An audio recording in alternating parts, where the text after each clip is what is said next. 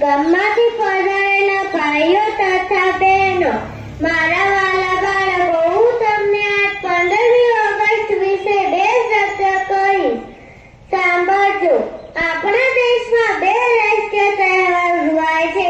એક 15મી ઓગસ્ટ અને બીજો 26મી જાન્યુઆરી. 15મી ઓગસ્ટ આપણા દેશનો સ્વતંત્ર દિવસ છે. 15મી ઓગસ્ટ 1947ના દિવસે આપણો દેશ આઝાદ થયો હતો.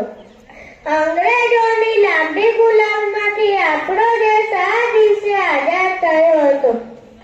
આપણા દેશને આઝાદ કરવા અનેક શહીદોએ પોતાના જીવનું બલિદાન આપ્યું હતું.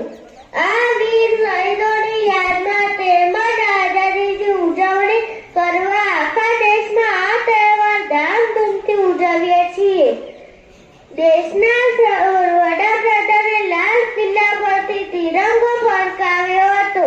તે દિવસે